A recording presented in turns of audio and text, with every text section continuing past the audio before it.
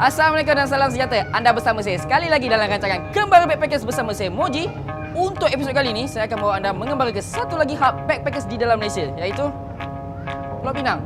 Makan.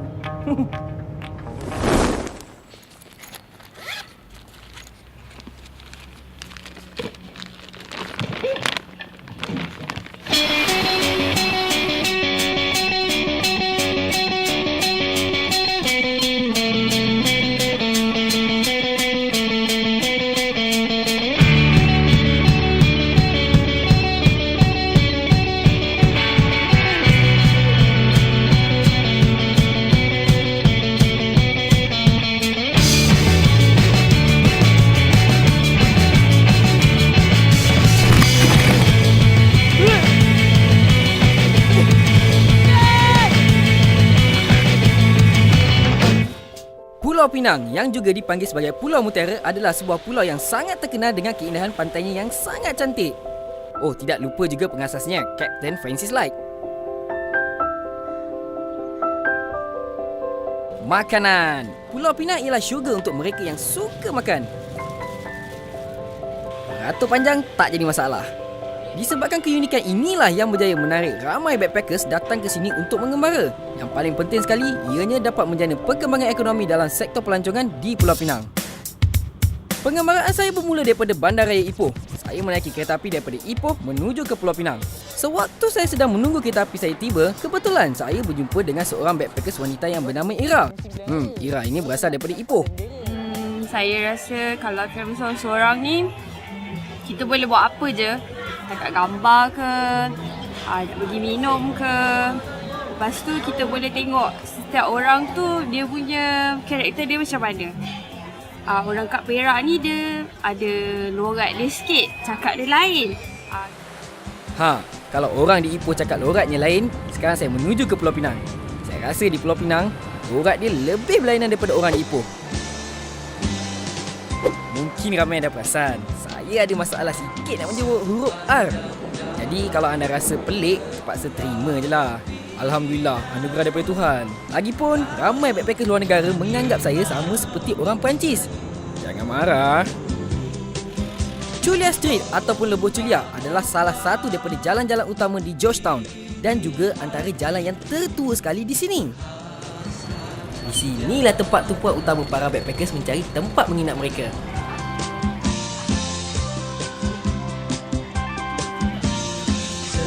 Backpackers yang sampai ke Pulau Pinang selalunya akan mencari hostel-hostel dan juga guest house di Jalan Chulia ataupun dipanggil sebagai Chulia Street. Saya dah sampai lewat malam macam ni. Tak dah terlalu lewat sangat kan, dalam pukul 8.15. Tapi saya rasa sedikit susah nak mencari bilik ni sebab waktu-waktu macam ni selalunya kebanyakannya dah penuh dah. Saya sampai pun dah lewat macam ni, saya rasa sedikit susah untuk dapatkan bilik yang murah. Saya ni asyik mencari benda yang murah aje. Tips untuk backpacker semua, kalau anda ingin dapatkan bilik yang murah, sebaiknya anda lakukan tempahan yang lebih awal. Anda buat panggilan atau layari ke internet untuk mencari bilik-bilik yang lebih murah. Jangan jadi macam saya ni, dah sampai lewat-lewat barulah tergigih mencari bilik. Perangai. Why I'm traveling alone? Because when you are with somebody, it's a very different travel. When I am on my own, I can do whatever I want. I can go there, or I can go there, I can hit here, I can hit there. So nobody is here for saying, no, it's better to do that or it's better to do that. No, nobody talking to me. I'm just making my own plan and I'm very happy like this for the moment. Betul kata Robin. Jika kita mengembara sendirian, lebih senang untuk kita membuat apa sahaja keputusan. Seperti situasi saya sekarang ini, saya mengambil keputusan malam ini juga saya kena cari tiket bas untuk ke Thailand. Tapi, saya nak mencuba sedikit kelainan. Saya nak masuk ke Thailand melalui Kelantan. Jadi, disebabkan saya ni tak pernah ada pengalaman naik bas ke sana, saya perlu bertanya dan mencari tiket bas untuk ke Kelantan. Dari maklumat yang saya dapat daripada uncle sebentar tadi, beliau memberitahu saya tiket bas untuk ke Kelantan boleh dibeli di kaunter. Saya rasa kalau dah lewat malam macam ni, kaunter pun dah tutup. Disebabkan saya risau besok saya tak cukup masa untuk berjalan-jalan, jadi saya perlu mencari tiket bas untuk pergi ke Hat Nyai malam ini juga. Kalau tak ada tiket bas untuk pergi ke Hat Nyai, Besok pagi saya akan terkejar-kejar untuk mencari tiket-tiket bas di ejen-ejen pelancongan yang berada di sekitar Bandar Georgetown ni. Tak apalah. Saya rasa lebih baik saya balik berehat je lah. Badan pun dah penat sebab seharian duduk dalam kereta api. Esok siang je lah pergi ke Komtar. Itu pun kalau saya bangun awal lah.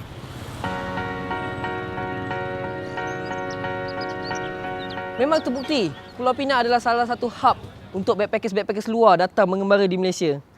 Mereka terpesona dengan kepelbagaian budaya yang ada di Pulau Pinang ni, keenakan makanannya dan juga keindahan pantai di sekitar Pulau Pinang ini. Seawal pagi saya menuju ke Stadium Bandaraya untuk bersarapan pagi. Selepas bersarapan, saya pergi ke pasar pagi yang berdekatan. Pasar pagi ni bukan macam pasar tani ya perempuan semua yang jual ikan, daging dan juga sayur. Pasar pagi ni dia jual macam-macam barang. So we are two cyclists and we cycled from Germany to Malaysia to this place, to Penang.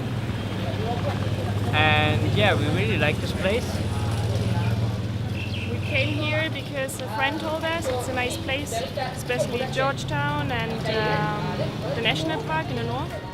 Pasti anda keliru antara rope walk dan juga road walk. Rope walk yang asal terletak di Jalan Pintal berdekatan dengan area Penang Road. Di situlah lokasi asalnya. Tetapi yang di Stadium Bandaraya ini rakyat tempatan memanggilnya road walk yang bermaksud jalan kaki. Banyak sangat huruf R. Terpintal tergeliat lidah saya nak menyebutnya. Kalau kita duduk dekat Lebo Chulia di kawasan backpackers, jalan kaki pergi ke kawasan Komtar, ambil bas, datang ke sini, Pasar Karat di Pulau Pinang. Cakap kat driver bas, saya nak pergi ke Stadium Bandaraya. Dekat sini, macam-macam benda dia jual. Macam saya suka kumpul barang-barang Coca-Cola. Selain hobi saya bermain yoyo, mengambil gambar dan juga video, ini juga salah satu hobi saya, iaitu mengumpul koleksi barang-barang lama. Terima kasih.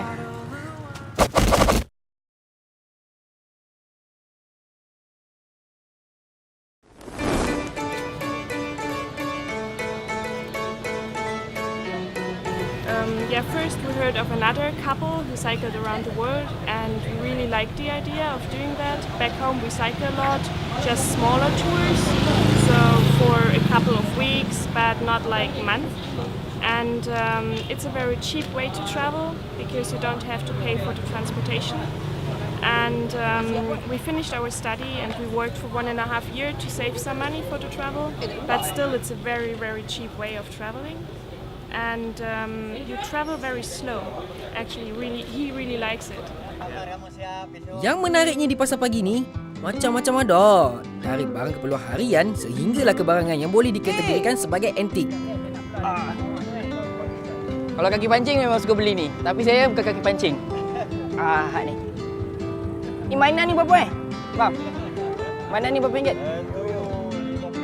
RM55. Astagfirullahalazim. Terlalu banyak barangan antik yang terdapat di sini. Daripada duit shilling, setrika arang, parang lama, pisau lama, koleksi botol-botol kaca sehinggalah kepada VCD lama. Ada juga teropong lama, kipas, pakaian dan cermin mata agogo pun ada. Dan juga beberapa barangan yang tak terjangkau dek akal.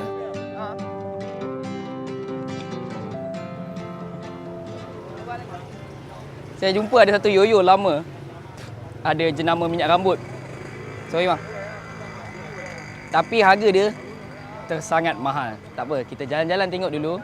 Sebab tips dia, kita jangan terus beli. Kita jalan tengok dulu, kejap lagi kita baru patah balik. Harap dapat murah sikit harga dia kan. Saya betul-betul nak yoyo tu sebenarnya. Daripada barang yang antik sampailah barang yang pelik pun dijual di sini. Ada satu cerita yang saya nak kongsikan. Kawan saya pernah bagi tahu saya dulu, satu ketika dahulu bom pun ada nak jual di sini. Pelik betul. Yang lebih pelik, orang yang menjual bom itu beliau sendiri pun tak tahu yang benda itu adalah bom. Lagilah pelik. Duit zaman Jepun. Masih ada lagi dia punya pokok pisang kat situ. Saya rasa ni yang saya kata duit pokok pisang zaman Jepun dulu.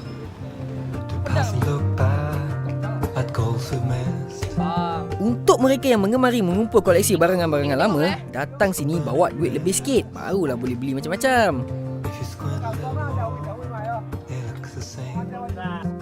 Asal sendiri lah. Khusus buat perempuan yang suka mengumpul pinggan mangkuk lama, dekat pasar pagi ni ada banyak koleksi pinggan mangkuk antik. Tapi jangan lupa untuk tawar-menawar. Bolehnya dapatkan harga yang lebih murah. Kan itu kepakaran puan-puan semua. Can never keep a secret. Pardon, lines on your face. You smooth like so, no one can tell. Segala macam rencana sekolah dijual kat sini. Sekolah Sultan Abdul Aziz, Kuala Selangor. Rencana sekolah Kuala Selangor ada kat sampai sini. Macam mana ni? Mana nak ni tak ni?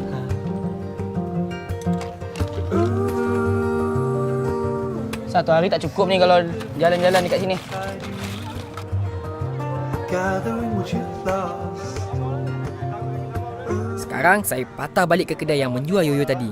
Harap bolehlah dapat harga yang lebih murah. Jalan-jalan di Pasar Karat di Stadium Bandaraya. Benda yang paling rare saya dapat jumpa. Yoyo besi. Jenama minyak rambut. Ada tulisan bahasa Melayu dan juga bahasa Cina. Tulisan bahasa Melayu dia pun bahasa yang lama. Ni apa tak?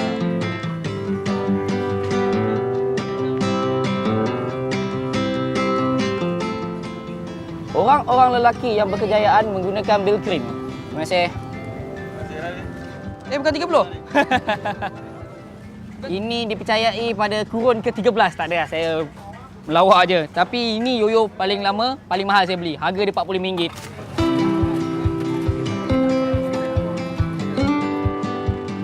Berpeluh nak minta tawar-menawar yoyo daripada RM58, saya minta RM10, tak dapat.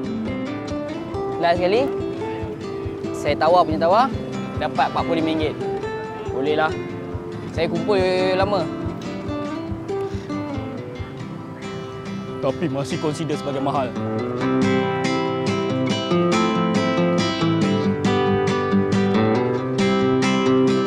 Macam-macam barang jual ini. Daripada jam tangan, barang mainan, barang koleksi, hingga buat gigi pun dijual. Okey, dah cukup dah kita berbelanja. Sekarang saya nak bawa anda semua pergi ke tempat yang percuma sahaja. Dah penat berjalan di Pasar Karat di Stadium Bandaraya. Tak jauh daripada stadium, 10 minit jalan kaki je kita boleh pergi ke rumah asal Allahyarham Tan Sri P. Ramlee. Percuma masuk, tak payah bayar tiket. Yang itu yang saya nak, semua benda percuma. Rumah kelahiran P. Ramlee ini dibina pada tahun 1926 oleh bapa beliau bersama-sama dengan bapa saudaranya, Rejab bin Husin, dan telah dibaiki semula oleh bapa saudaranya semasa zaman pendudukan Jepun. Peraturan di sini, anda tidak boleh menyentuh apa-apa bahan pameran yang terdapat di sini. Jangan pegang dia. Oh, dilarang sentuh. Walaupun telah dibaiki, rumah ini masih lagi dalam bentuk yang asal. Pameran di sini meliputi koleksi asal bahan-bahan Allahyarham semasa di Pulau Pinang dan barang pusaka peninggalan keluarga Allahyarham. Pasukan bola Pinhon. P. Ramlee bersama rakan-rakan dalam pasukan bola sepak renang Free School. Bola sepak renang? Salah. Bola sepak Penang Free School. Dr. Hia Hok Tae, Zainal Abidin, Yip, dan inilah dia, P. Ramlee. Harimau mati meninggalkan belang, manusia mati meninggalkan nama. Begitulah jua kisah seniman masyhur yang memiliki nama asal Tieku Zakaria Tieku Nyak Putih yang dilahirkan pada 22 hari bulan Mac 1929 ini.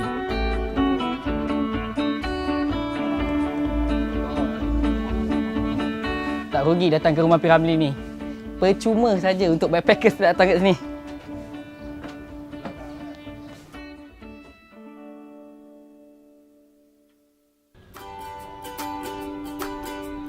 Backpackers yang selalu datang ke Pulau Pinang, khususnya di Georgetown ni, mesti akan datang ke kawasan ni. Apa nama ni? Padang Kota Lama. Belakang saya, Taman Kota Lama. Dekat belah kanan tu ada Fort Cornwallis. Dia punya masuk ni kena bayar ni. Saya nak kena tengok dulu saya punya bajet saya ni cukup tak cukup. Kalau tak cukup, saya jalan-jalan kat sini. Sebab dekat ujung sana tu ada tempat makan. Kalau datang Penang, tak sah kalau tak makan makanan kat sini ni.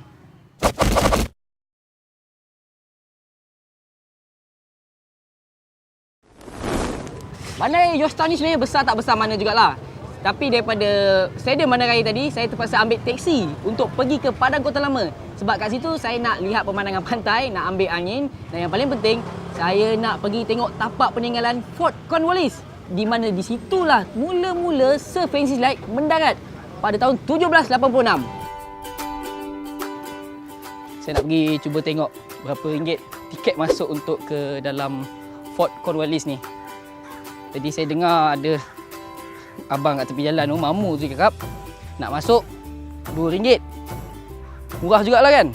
Tapi yang saya risau, kamera ni boleh ambil video atau tak boleh kat dalam ni.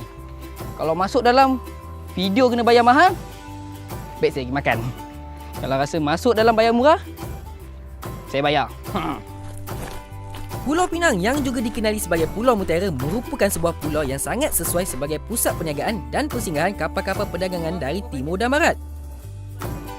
Oleh itu, sejak dari dahulu lagi pulau ini telah menjadi rebutan oleh kuasa-kuasa penjajah. Dan kota ini sendiri sentiasa mendapat ancaman daripada kuasa-kuasa lain dan terdedah kepada serangan musuh kerana kedudukannya yang berhampiran dengan laut. Tiket masuk RM2, murah. Jadi kita masuk dalam, kita tengok apa yang ada jalan-jalan. Tutup pukul berapa ya? Tutup? 7 malam tutup. Buka? 9 pagi buka, 7 malam tutup. Okey, jom jalan-jalan.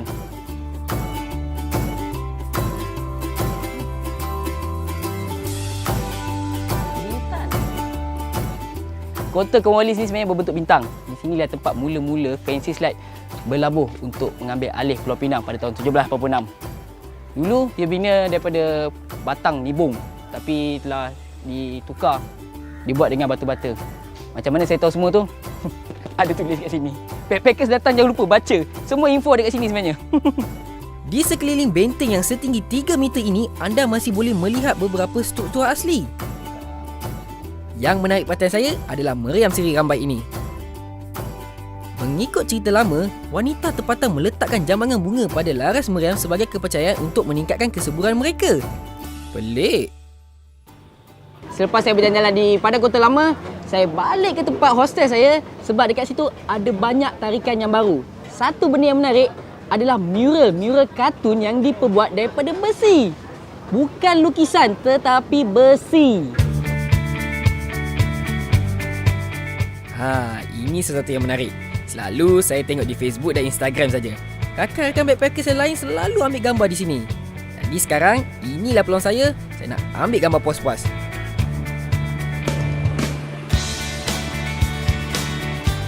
Ada banyak mural-mural yang dilukis di sekitar kawasan ini. Ada yang dilukis dan ada juga yang diperbuat daripada batang besi. Anda semua boleh jalan kaki je untuk mencari ke semua lokasi mural ini. Tapi, untuk backpackers yang malas nak berjalan, anda boleh menyewa basikal. Dengan menggunakan basikal, lebih senang untuk mencari lebih daripada 20 mural batang besi dan juga 8 lukisan mural. Sebenarnya nak mencari mural tu sangat penat sebab kita kena masuk setiap lorong-lorong kecil dan juga jalan besar. Kena bertanya dekat orang sekitar-sekitar sini dan berjalan di bawah cahaya matahari yang sangat panas. Aus dah tekak ni. Cendol pun dah siap dah. Terima kasih bang. Saya makan cendol dulu Bismillahirrahmanirrahim. Terbaik Dah seperti bermain mencari harta karun nak mencari lukisan-lukisan ni. Saya dah tak larat nak berjalan. Jadi, hanya beberapa mural saja yang sempat saya lawati. Pelecak ketiak weh.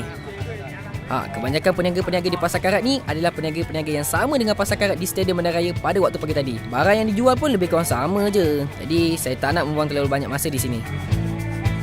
Duduk santai di kedai rotan ini lebih selesa. Kesemua perabot-perabot rotan ini dibuat dengan tangan sahaja. 50 tahun sini sudah. Bayangkan, sudah 50 tahun beliau mengusahakan perniagaan ini. Hasilnya sangat berkualiti, menarik dan murah. Tapi takkan saya nak beli bakul ni untuk penggambaran saya pula kan? Tak kuasa mak.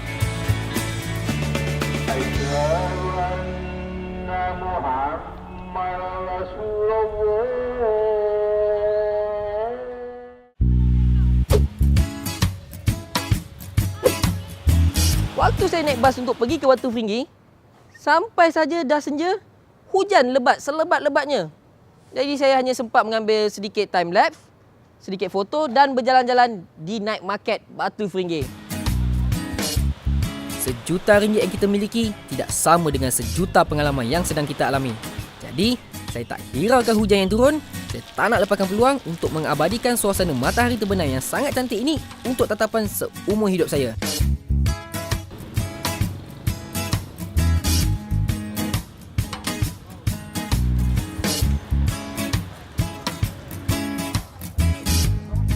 di sinilah salah satu tempat persinggahan untuk backpackers jika mereka datang ke Pulau Pinang.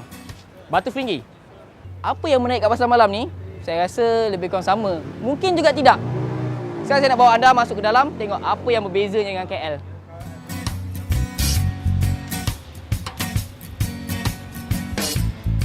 Saya sempat beli beberapa buah tangan yang murah sebab saya memerlukan duit untuk pembelanjaan saya mengembara. Seterusnya ni, saya sempat beli fish magnet untuk letak dekat peti ais kat rumah saya dan juga ada sedikit bekas kecil untuk rakan baik saya.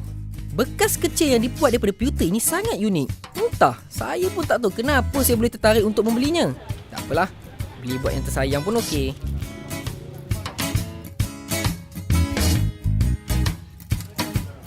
Banyak sangat benda yang saya nak beli. Pening. Duit sikit, tapi barang yang nak beli banyak. Jadi saya kena tahan, kena sabar, iman kena kuat. Lupa saya nak bagi tahu, sepanjang penggambaran saya di Pulau Pinang ni, saya sempat berjumpa dengan ramai backpackers.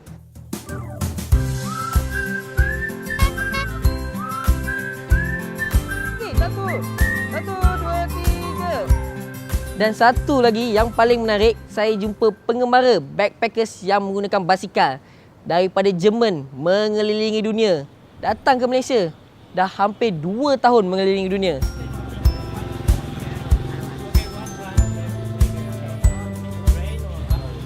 Mereka berdua membawa kamus bahasa Melayu, bahasa Inggeris. Jadi mudah untuk berinteraksi dengan rakyat Malaysia.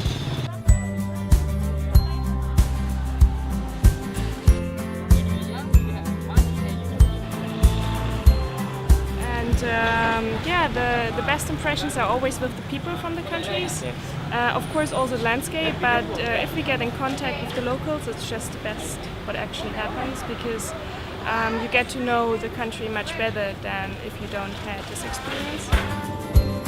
Mendengar daripada cerita mereka berdua membuatkan saya bersemangat untuk memiliki sebuah basikal juga. InsyaAllah, satu hari nanti saya nak cuba mengelilingi dunia seperti pengembara basikal Malaysia, Zaharis Kuzaimah.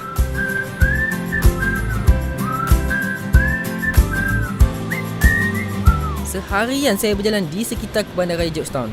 Baru saya teringat, saya belum membeli tiket bas di Komtar untuk pergi ke Kelantan. Alamak. Saya bergegas ke terminal pengangkutan sementara Penang Central di Batus untuk mendapatkan tiket saya. Saya mengambil risiko untuk mendapatkan tiket pada malam ini juga. Dapat atau tidak, berserah pada Tuhan. Alhamdulillah, selesai sudah pengembaraan saya di negeri Pulau Pinang. Sekarang saya nak ambil bas saya pergi ke Thailand. Tapi saya nak masuk Thailand melalui Kelantan. Saya nak mencuba sedikit kelainan. Jadi jangan lupa saksikan rancangan Kembara Backpackers bersama saya Moji. Sehingga bertemu lagi. Assalamualaikum dan jumpa lagi. Allahu Akbar.